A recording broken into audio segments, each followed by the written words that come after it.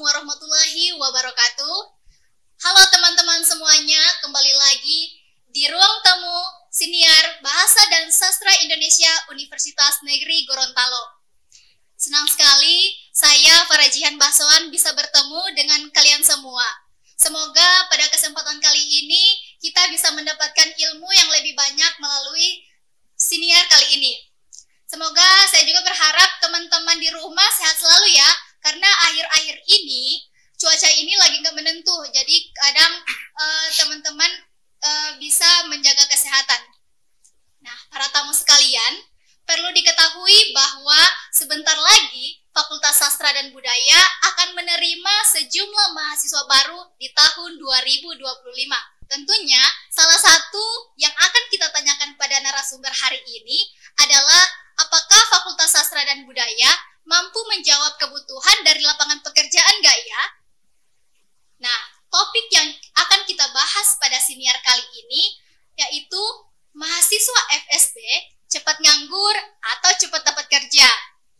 Nah, sekarang bersama saya telah hadir narasumber yang sangat luar biasa, yaitu Wakil Dekan Bidang Akademik Dr. Salam MPD yang akan menyapa para tamu sekalian. Sosok yang punya legalitas untuk menjawab pertanyaan-pertanyaan saya barusan. Nah Pak, selamat pagi Pak, gimana kabarnya? Ya, pagi, alhamdulillah pagi ini sehat walafiat. Alhamdulillah. Sehubungan dengan pembukaan saya barusan Pak, kira-kira apa yang sudah disiapkan oleh FSB untuk menyambut adik-adik mahasiswa baru ini Pak? Ya, baik. Assalamualaikum warahmatullahi wabarakatuh. Kaitan dengan pernyataan ataupun pertanyaan yang telah disampaikan tadi, perlu kami sampaikan bahwa tahun 2025 ini FSB telah menargetkan mahasiswa baru itu 390 orang dengan rincian 140 prodi bahasa Indonesia, 200 untuk prodi bahasa Inggris, dan sentra tasik 50 orang. Dan insya Allah dari 390 ini tentu saja Fakultas Sastra dan Budaya telah menyiapkan segala persiapan untuk menyambut mahasiswa baru ini. Antara lain yang disiapkan tentu saja kaitan dengan kurikulum.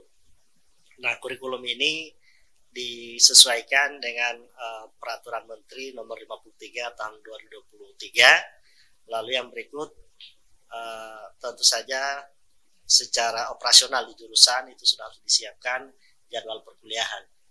Nah, dengan jadwal perkuliahan ini itu bagian dari menjawab pertanyaan adik tadi, persiapan dilakukan oleh FSB.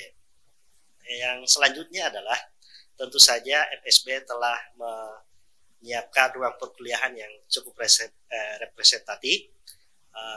Setiap ruang perkuliahan itu alhamdulillah dilengkapi dengan pendingin ataupun AC. Lalu yang berikut tentu saja secara operasional FSB telah menyiapkan dalam hal ini tim ataupun panitia untuk menyambut mahasiswa baru ini. Insya Allah di bulan Agustus kita akan lakukan kegiatan penyambutan ataupun penerimaan mahasiswa baru di Fakultas Sastra dan Budaya. Wah teman-teman, luar biasa banget ya persiapan dari Fakultas Sastra dan Budaya ini, perlu diapresiasi nih. Karena mulai dari kurikulum, fasilitas, bahkan sampai operasional pun disediakan untuk mahasiswa baru ini. Nah, pertanyaan selanjutnya Pak, banyaknya persiapan yang telah dilakukan ini, mana yang paling berat Pak? Pertanyaan terkait apa ada yang berat, kalau menurut hemat saya tidak ada yang berat. Karena memang ini bukan awal kita menyambut masa baru, karena ini merupakan salah satu fakultas yang tertua di Universitas Negeri Gorontalo. Tentu saja persiapan-persiapan itu telah dilakukan sejak dulu, sehingga untuk tahun ini pun tidak ada yang menurut saya berat, karena memang dikerjakan secara tim. Artinya kalau itu hanya dikerjakan oleh satu orang mungkin akan dikatakan berat, tapi karena semua pekerjaan ataupun persiapan penyambutan masa baru ataupun pelaksanaan perkuliahan dilaksanakan secara tim, baik tingkat fakultas, tingkat prodi, maupun di tingkat organisasi kemahasiswaan juga dilaksanakan secara bersama. Nah, oleh karena itu, menurut hemat saya setiap persiapan itu memang memiliki proporsi masing-masing. Jadi tidak ada istilah yang berat.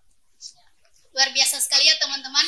Sudah bisa dilihat bahwa Fakultas Sastra dan Budaya ini sudah memiliki banyak pengalaman untuk menerima mahasiswa baru ini. Nah Pak, dari tahun-tahun sebelumnya dengan tahun sekarang, apa yang menjadi perbedaan signifikan persiapan untuk menerima mahasiswa baru ini? Saya kira suasana saja, suasananya yang berbeda tahun sebelum ini sekarang. Suasana yang dimaksud tentu saja pengembangan kegiatan kampus ini yang untuk tahun ini dikembangkan istilahnya kampus berdampak. Sebelumnya kita menganut prinsip kampus merdeka. Nah, oleh karena itu peralihan dari kegiatan MBKM Merdeka Belajar Kampus Merdeka ke kampus berdampak saya kira tidak terlalu ada perbedaan. Tentu saja adanya paradigma yang berbeda itu bukan berarti kegiatannya berbeda pula. Nah, oleh karena itu kegiatan yang disiapkan oleh pihak Fakultas Sastra dan Budaya untuk tahun ini saya kira tidak terlalu jauh beda dengan tahun sebelumnya.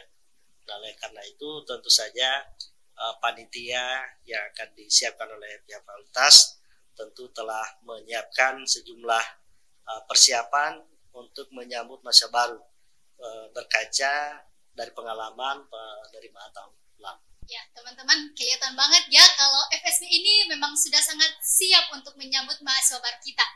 Nah, Pak, saya ingin bertanya nih, dari sisi akademik, mengapa kira-kira FSB dikatakan pantas untuk dijadikan sebagai pilihan mahasiswa baru untuk berkuliah, Pak? Ya. Tentu saja sastra budaya yang ada di Universitas Negeri Gorontalo merupakan salah satu fakultas yang sangat mumpuni, sangat pantas untuk dipilih oleh para mahasiswa. Karena mengingat untuk kawasan Teluk Tomini ini di UNG khususnya sastra budaya salah satunya fakultas yang menyiapkan prodi pendidikan bahasa Indonesia, prodi pendidikan bahasa Inggris maupun Senat Tasik, tempat untuk nanti para mahasiswa mengasah kemampuan dan potensi mereka sesuai dengan bidang masing-masing. Nah, oleh karena itu dengan adanya paradigma pengembangan sesuai potensi masing-masing, tentu saja mahasiswa tidak ada pilihan lain untuk kawasan Teluk Tomini. Dan ini terbukti dari tahun ke tahun untuk peminat baik prodi pendidikan bahasa dan sastra Indonesia, pendidikan bahasa Inggris maupun Senat Tasik, minat mahasiswa baru itu cukup tinggi. Ya Pak. Jadi Pak, sebelum kita lanjut ke pertanyaan selanjutnya Pak, jadi sebagai informasi Pak, jadi tim Ruang Temu ini sebelumnya sudah melakukan riset terkait fakultas-fakultas sastra yang berhubungan dengan sastra Indonesia yang ada di seluruh provinsi, yang ada di seluruh Indonesia. Nah Pak, kebanyakan fakultas sastra di Indonesia itu berlabelkan fakultas ilmu budaya atau fakultas bahasa dan seni, dan bahkan ada fakultas keguruan ilmu pendidikan. Sementara itu Universitas Negeri Gorontalo ini beda sendiri Pak. Nah, ada nggak ciri tertentu dari FSB UNG yang kira-kira menjadi pembeda dan keunggulan dibanding fakultas-fakultas lain yang ada di Indonesia? Terkait dengan penamaan Fakultas Sastra dan Budaya, tentu ini dari histori ataupun sejarahnya juga. Karena memang pada waktu itu fakultas ini bernama Fakultas Bahasa dan Seni. Kemudian beralih menjadi Fakultas Sastra dan Budaya, itu pada intinya untuk menjawab atau menaungi salah satu prodi saat itu yaitu pariwisata. Nah, kalau langsung dinamakan Fakultas Bahasa dan Seni, tentu saja pariwisata tidak bisa masuk. Nah, salah satu pilihan terbaik para pimpinan waktu itu adalah mengubah nama Fakultas Bahasa dan Seni menjadi Fakultas Sastra dan Budaya, karena untuk mengakomodir salah satu prodi yaitu D3 pariwisata saat itu. Nah, mengapa ini menjadi namanya seperti itu sampai hari ini tidak berubah? karena memang kita berpikir pengembangan keilmuan dengan Fakultas Sastra dan Budaya itu terbuka luas dibanding ketika di bawah naungan Fakultas Bahasa dan Seni yang sebelumnya. Nah, oleh karena itu tentu saja keunggulan-keunggulan ini saya kira sama dengan fakultas ataupun prodi lain di seluruh Indonesia itu memiliki keunggulan tersendiri. Nah, untuk sastra budaya tentu keunggulannya itu pengembangan budaya berbasis kawasan yang dalam hal ini yang dikembangkan oleh universitas dalam hal ini Pak Rektor terkait dengan kawasan Tomini. Nah, tentu ciri khas ataupun keunggulannya itu setiap prodi, baik itu prodi pendidikan bahasa Indonesia, bahasa Inggris maupun Sastra Tasik, diupayakan untuk aktivitas tridharma perguruan tingginya itu berdasarkan pengembangan budaya, sehingga beberapa tahun terakhir ini memang kegiatan tridharma itu diarahkan berdasarkan visi keilmuan prodi. Nah, tentu untuk visi keilmuan prodi salah satu yang dikembangkan adalah kearifan lokal ataupun local wisdom. Saya kira itu bagian poin-poin penting yang menjadi bagian dari untuk keunggulan yang dimiliki oleh fakultas yang di dalamnya ada beberapa prodi. Wah, ternyata berkaitan dengan sejarah juga ya Pak. Ya. Saya baru tahu loh Pak. Mungkin teman-teman di rumah juga baru tahu dong. Ini adalah salah satu fakta menarik yang harus di-headline oleh teman-teman di rumah. Ya, untuk membahas sejarahnya ini nanti satu waktu oleh tim ini bisa mengundang narasumber yaitu Profesor Dr. Muhammad Karim Barwadi. Itu memang yang bertugas yang berperan dalam pengembangan fakultas sebelumnya sampai sastra budaya ini. Insya Allah kalau untuk lebih jauh lebih mendalam terkait itu ataupun sejarah fakultas ini bisa ditanyakan, salah satu narasumber yang bisa diundang adalah Pak Prof. Karim Barwadi. Nah, ini jadi pembelajaran ya untuk teman-teman nanti. Mungkin kita akan menghadirkan narasumber lainnya di sesi-sesi berikutnya di ruang temu ini. Nah, selanjutnya Pak, kira-kira adakah rencana-rencana kurikulum dalam fakultas ini yang sudah relevan dengan kebutuhan lapangan pekerjaan di luar sana? Ya, pada dasarnya semua program studi itu sudah menyiapkan kurikulum sesuai dengan perkembangan dan kebutuhan di masyarakat. Termasuk di Fakultas Sastra Budaya yang dalamnya ada Prodi Pendidikan Bahasa dan Sastra Indonesia, Pendidikan Bahasa Inggris dan Sastra Tasik juga telah menyiapkan dan menyesuaikan kurikulum sesuai dengan perkembangan dan kebutuhan di masyarakat. Nah, tahun ini memang dari universitas, tingkat universitas dan bahkan di fakultas itu sudah disiapkan untuk mereview kembali kurikulum. Nah, review kurikulum ini mengapa perlu dilakukan?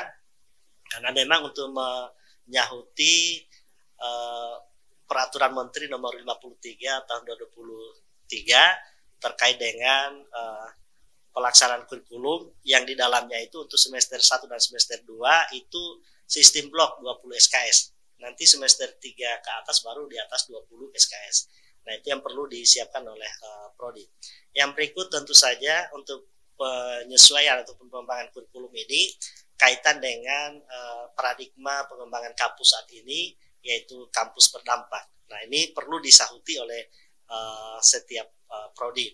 Dan alhamdulillah di Fakultas Sastra Budaya 3 hari lalu itu sudah keluar SK tim penyusun kurikulum di tingkat sastra budaya, termasuk dalamnya adalah untuk pedoman akademik. Itu juga perlu ditinjau, disesuaikan kembali sesuai dengan kebutuhan-kebutuhan ataupun tuntutan yang baik dari tingkat pusat maupun dari peraturan akademik maupun pedoman akademik tingkat universitas. Dan alhamdulillah sastra budaya senantiasa aktif dalam hal memperbaharui ataupun mereview kurikulum sesuai dengan tuntutan dan perkembangan yang ada saat ini. Jadi Pak, apakah itu artinya bahwa mata kuliah yang ada di dalamnya itu sudah menjawab pertanyaan dari tantangan lapangan pekerjaan ke depannya? Ya, karena memang setiap prodi itu sudah dituntut untuk menyiapkan sejumlah mata kuliah, yaitu minimal 144 SKS setiap prodi, untuk diikuti oleh para mahasiswa dalam rangka memboboti kemampuan dan potensi mereka. Jadi mengubah potensi menjadi kompetensi dan melalui beberapa mata kuliah. Nah, oleh karena itu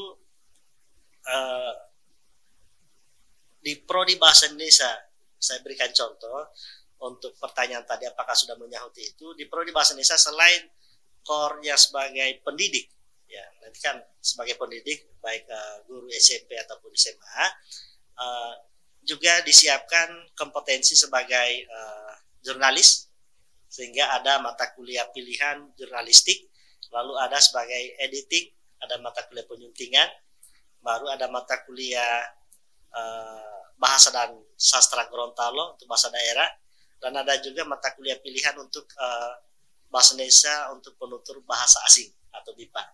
Nah, masing-masing mata kuliah itu atau kelompok mata kuliah itu berbobot 10 SKS.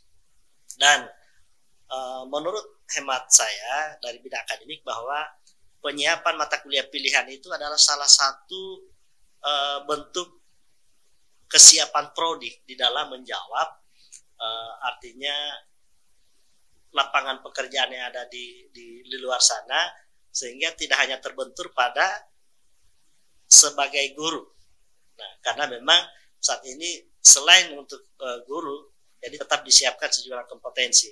Nah, kita belum tahu untuk tahun ini karena ada rencana review kurikulum dari 3 universitas, dari 4 mata kuliah pilihan kemungkinan masih bisa bertambah, sehingga beberapa lapangan pekerjaan itu yang ada di luar sana bisa disahuti oleh prodi melalui mata kuliah pilihan. Dan saya kira untuk berlaku sama pula di bahasa Inggris juga halnya dengan senatasi. Tentu saja penyiapan mata kuliah ini sesuai dengan core prodi itu sendiri. Ya, luar biasa sekali. Nah, jadi teman-teman sudah dengarkan, kalau kita masuk di jurusan Bahasa dan Sastra Indonesia ataupun jurusan-jurusan yang ada di Fakultas Sastra dan Budaya, kita tidak hanya menuntut untuk jadi guru, tapi kita juga bisa jadi jurnalistik, editor, bahkan juga sebagai guru penutur asing seperti yang dikatakan oleh narasumber kita tadi.